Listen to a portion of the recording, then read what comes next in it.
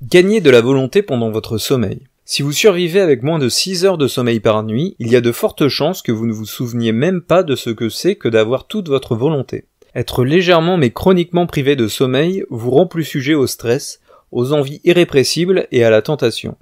Il vous est de même plus difficile de contrôler vos émotions, de vous concentrer ou de trouver de l'énergie pour faire face aux gros défis pour votre pouvoir de faire. Dans ma classe, j'ai toujours un groupe qui reconnaît immédiatement la véracité de cette affirmation, les nouveaux parents. Si vous êtes chroniquement en manque de sommeil, vous pouvez éprouver du regret en fin de journée en vous demandant pourquoi vous avez encore cédé à la tentation ou remis à plus tard ce que vous auriez dû faire.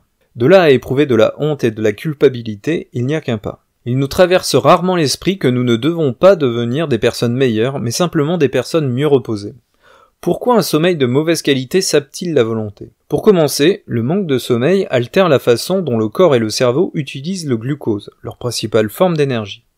Lorsque vous êtes fatigué, vos cellules ont du mal à absorber le glucose qui circule dans votre sang. Elles sont donc sous-alimentées, et vous, épuisé.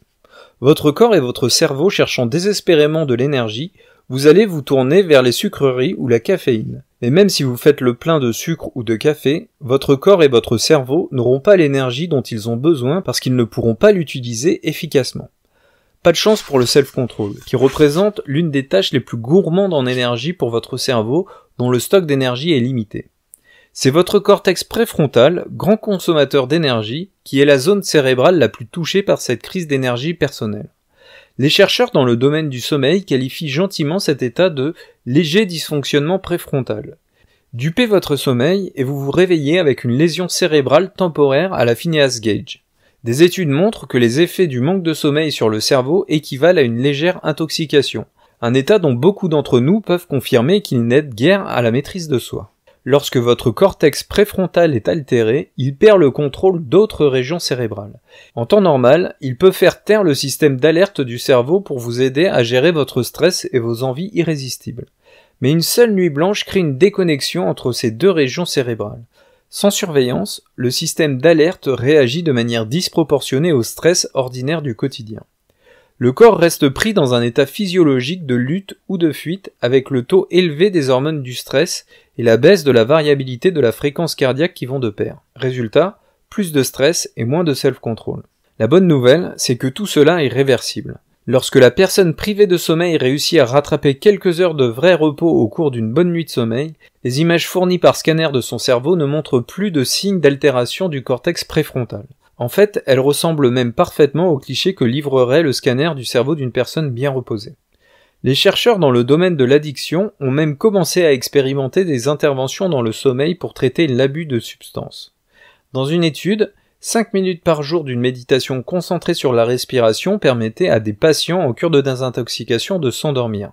Cela rallongeait d'1 heure par nuit leur temps de sommeil de qualité, ce qui, à son tour, réduisait de manière significative le risque de rechute. Donc, pour une meilleure volonté, filez vous coucher. Expérience de volonté. Si vous manquez de sommeil depuis quelque temps, il y a de nombreux moyens de recharger votre self-control. Même si vous ne pouvez pas avoir 8 heures de sommeil ininterrompu par nuit, de petits changements peuvent faire une grande différence. Certaines études montrent qu'une seule bonne nuit de sommeil restaure les fonctions cérébrales à leur niveau optimal. Donc si vous avez eu une semaine où vous vous êtes couché tard et levé tôt, récupérer le week-end peut aider à rebooster votre volonté. D'autres recherches suggèrent que bien dormir en début de semaine permet de constituer une réserve qui compense un manque de sommeil en fin de semaine.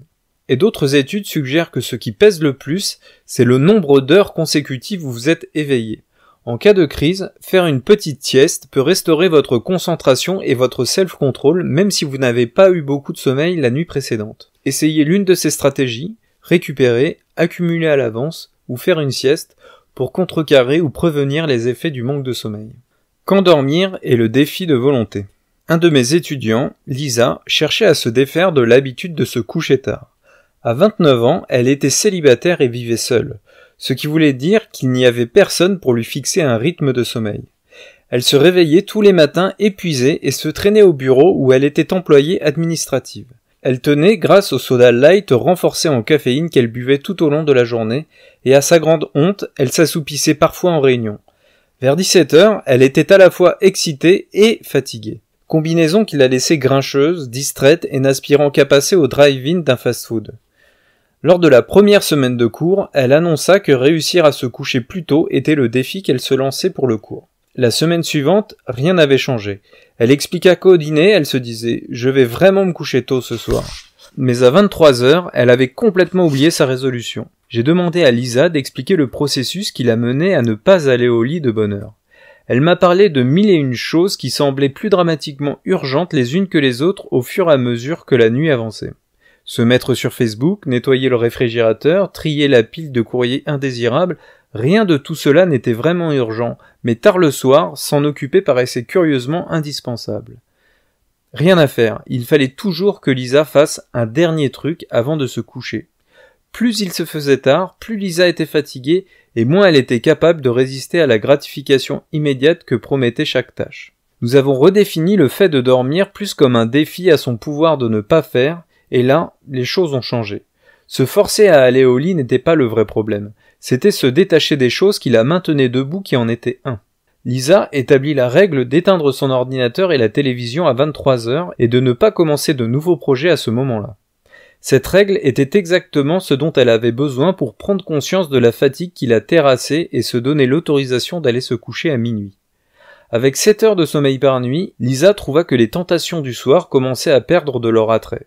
2 semaines plus tard, elle avait l'énergie de s'attaquer à son défi de volonté suivant, réduire sa consommation de soda light et de fast-food dans sa voiture. Si vous savez que ça vous ferait du bien de dormir plus, mais que vous êtes toujours debout tard le soir, réfléchissez ce à quoi vous dites oui plutôt qu'au sommeil. La même règle de volonté s'applique à toute tâche que vous évitez ou que vous repoussez. Quand vous n'arrivez pas à faire, peut-être arriverez-vous à ne pas faire. Trop de self-control peut coûter cher. L'instinct de volonté est une chose merveilleuse. Grâce au travail ardu de votre cerveau et à la coopération de votre corps, vos choix peuvent être motivés par des objectifs à long terme et non pas par la panique ou le besoin d'une gratification immédiate. Mais le self-control a un prix. Toutes ces tâches mentales, se concentrer, peser le pour et le contre d'objectifs contradictoires et réduire le stress ou les envies impérieuses requièrent de l'énergie. Une vraie dose d'énergie physique est la part de votre corps de la même manière que vos muscles requièrent de l'énergie pour se battre ou s'enfuir en cas d'urgence. Tout le monde sait que trop de stress n'est pas bon pour la santé. Lorsque vous êtes stressé en permanence, l'énergie à long terme dont vous avez besoin en temps normal pour digérer, vous reproduire, cicatriser et combattre les maladies est déviée par votre corps pour répondre au flux permanent d'urgences apparentes. Voilà pourquoi le stress chronique peut entraîner diabète, mal de dos chronique, maladie cardiovasculaire ou infertilité, ou encore vous faire attraper le moindre rhume qui passe dans les parages. Le fait que vous n'ayez pas à combattre ou à fuir systématiquement ce stress de la vie quotidienne n'est pas la question. Je ne vois pas comment vous pourriez blesser mortellement votre découvert bancaire ou courir très vite pour lui échapper. Tant que votre cerveau continue d'identifier une menace extérieure, votre esprit et votre corps sont parachutés dans un état d'alerte rouge et prêts à une action impulsive. Comme le self-control demande lui aussi beaucoup d'énergie, certains scientifiques imaginent que le self-control permanent, comme le stress permanent, peut augmenter vos risques de tomber malade en déviant certaines ressources de votre système immunitaire. Comme je vous l'ai dit, trop de volonté peut être réellement mauvais pour votre santé. Peut-être vous dites-vous, et tout ce que vous avez dit dans le premier chapitre alors, sur l'importance de la volonté pour la santé. Maintenant vous me dites que le self-control va me rendre malade ? Eh bien, peut-être. Tout comme on a besoin d'un peu de stress pour mener une vie heureuse et productive, on a besoin d'un peu de self-control. Mais tout comme vivre sous stress permanent n'est pas bon pour la santé, essayez de maîtriser chaque aspect de vos pensées, de vos émotions et de votre comportement est une stratégie destructrice. C'est un fardeau trop lourd pour votre biologie. Tout comme la réponse au stress, le self-control s'est astucieusement développé afin de répondre à des défis spécifiques. Mais comme pour le stress, nous avons des ennuis si le self-control devient chronique et sans relâche. Nous avons besoin de temps pour récupérer l'effort physique requis par le self-control. Et nous avons parfois besoin d'utiliser nos ressources mentales et physiques pour autre chose. Si vous voulez conserver et votre santé et votre bonheur, vous devez abandonner la poursuite d'une volonté parfaite. Même en renforçant votre self-control, vous ne pouvez pas contrôler tout ce que vous pensez, ressentez, dites et faites. Il vous faudra choisir judicieusement ce pour quoi votre volonté doit se battre. Expérience de volonté. Relaxez-vous pour restaurer votre réserve de volonté. Se relaxer est l'un des meilleurs moyens de se remettre du stress et des exigences du self-control de la vie quotidienne. Se relaxer, ne serait-ce que quelques minutes, augmente la variabilité de la fréquence cardiaque en activant le système nerveux parasympathique et en calmant le système nerveux sympathique. Cela fait aussi passer le corps dans un état de réparation et de guérison en renforçant la fonction immunitaire et en réduisant les hormones du stress. Des études montrent que prendre le temps de se relaxer chaque jour peut protéger votre santé tout en augmentant votre réserve de volonté. Par exemple, des gens qui faisaient régulièrement de la relaxation ont eu une réaction physiologique plus saine à 2 défis de volonté stressants, un test de concentration mentale et un test de résistance à la douleur. Ils devaient garder un pied immergé dans une eau à 3,5 degrés. Lecteur, s'il vous plaît, ne faites pas ce test à la maison. Les athlètes qui se détendent par le biais d'une respiration profonde et d'un repos physique récupèrent plus vite d'un entraînement éreintant et d'un dommage oxydatif de leur corps. Nous ne parlons pas de rester scotché devant la télévision ou de se détendre avec un verre de vin ou un énorme repas. Le type de relaxation qui booste la volonté est le véritable repos physique et mental qui déclenche ce que le cardiologue Herbert Benson de l'école de médecine de l'université Harvard dans le Massachusetts appelle la réaction physiologique de relaxation. Votre rythme cardiaque et votre respiration ralentissent. Votre tension artérielle baisse et vos muscles libèrent la tension accumulée. Votre cerveau cesse un moment de planifier le futur et d'analyser le passé. Pour déclencher cette réaction de relaxation, allongez-vous sur le dos et surélevez légèrement vos jambes en plaçant un oreiller sous vos genoux. Ou mettez-vous dans la position qui vous permet le mieux de vous reposer. Fermez les yeux et prenez quelques inspirations profondes en laissant votre ventre se gonfler et se dégonfler. Si vous sentez la moindre tension dans votre corps, serrez ou contractez volontairement ce muscle, puis relâchez l'effort. Par exemple, si vous sentez de la tension dans vos mains ou dans vos doigts, serrez les poings, puis ouvrez les mains à nouveau en les relâchant. Si vous remarquez une tension au niveau du front ou de la mâchoire, faites une grimace de tout votre visage en plissant les yeux, puis ouvrez grand la bouche comme pour bâiller avant de relâcher complètement le visage. Restez ainsi pendant 5 à 10 minutes en appréciant le fait que vous n'avez rien d'autre à faire que respirer. Si vous avez peur de vous endormir, mettez une alarme. Faites cela tous les jours, particulièrement quand vous aurez eu une période de gros stress ou que vous devez faire preuve de beaucoup de volonté. La relaxation aidera votre corps à récupérer des effets physiologiques du stress chronique ou du self-control héroïque. Une nation sous stress. Beaucoup d'entre nous ont une idée préconçue de ce qu'est la volonté. Un trait de caractère, une vertu, quelque chose qu'on a ou qu'on n'a pas, peut-être une sorte de force brute que l'on sollicite dans les situations difficiles. Mais la science brosse un tableau bien différent de la volonté. C'est une aptitude évoluée et un instinct que tout le monde possède. Une calibration soigneuse entre ce qui se passe dans votre cerveau et dans votre corps. Mais nous avons aussi vu que si vous êtes stressé ou déprimé, votre cerveau et votre corps peuvent refuser de coopérer. La volonté peut être entravée par le manque de sommeil, une mauvaise alimentation, un style de vie sédentaire et tout un tas d'autres facteurs qui sapent votre énergie ou maintiennent votre cerveau et votre corps dans un état de réaction chronique au stress. Tous les médecins, les gourous de l'alimentation ou les conjoints prompts à la critique qui sont convaincus que la volonté est juste une question de choix de l'esprit devraient se rendre à l'évidence. Oui, votre cerveau est important, mais votre corps doit aussi pouvoir suivre le mouvement. La science met le doigt sur une notion cruciale. Le stress est l'ennemi de la volonté. Bien des fois, nous croyons que le stress est la seule façon de venir à bout de ce qu'on a à faire et nous cherchons même des moyens d'accroître notre stress. Par exemple, on attend jusqu'à la dernière minute où on se traite de paresseux ou de bon à rien pour se motiver. Ou bien nous utilisons le stress pour motiver les autres. On fait monter la pression au bureau ou à la maison. Cela peut sembler marcher à court terme, mais à long terme, rien n'épuise la volonté plus rapidement que le stress. La biologie du stress et celle du self-control sont tout simplement incompatibles. Les deux réactions, la lutte ou la fuite et la pause et le plan d'action, entraînent une certaine gestion de l'énergie, mais elles redirigent votre énergie et votre attention dans des directions très différentes. Les réactions de lutte ou de fuite inondent le corps d'énergie afin que celui-ci puisse agir instinctivement et la volent donc aux régions du cerveau qui en auraient besoin pour prendre une décision réfléchie. La réaction, qui consiste à réfléchir avant d'agir, envoie cette énergie au cerveau, et pas n'importe où dans le cerveau, mais précisément dans le centre du self-control, le cortex préfrontal. Le stress vous encourage à vous concentrer sur les objectifs à court terme et les conséquences immédiates. Mais le self-control a besoin de garder à l'esprit une vision d'ensemble. Apprendre à mieux gérer votre stress est l'une des meilleures choses que vous puissiez faire pour améliorer votre volonté. Ces dernières années, un certain nombre de grands pontes très médiatisés ont affirmé que les Américains avaient perdu leur volonté collective. Si c'est vrai, cela a peut-être quelque chose à voir avec la perte des valeurs fondamentales américaines comme ils l'ont prétendu, et plus à voir avec le niveau accru de stress et de peur lié à la société d'aujourd'hui. En 2010, une étude de la Société américaine de psychologie a révélé que 75% de la population américaine souffre d'un haut niveau de stress. Cela n'est pas surprenant compte tenu des événements de la dernière décennie. Attaques terroristes, épidémies de grippe, désastres environnementaux et catastrophes naturelles, chômage et quasi-effondrement économique. Ces stress à l'échelon national ont des retombées négatives sur notre psychologie et notre self-control. Les chercheurs de l'école de médecine de l'université de Yale ont découvert que, à la suite du 11 septembre 2001, la variabilité de la fréquence cardiaque des patients avait considérablement baissé. Nous étions une nation bouleversée, et il n'est pas surprenant que la consommation d'alcool, de tabac et de drogue ait augmenté pendant des mois à la suite des attaques du 11 septembre. On a assisté au même schéma au moment du pic de la crise économique de 2008-2009.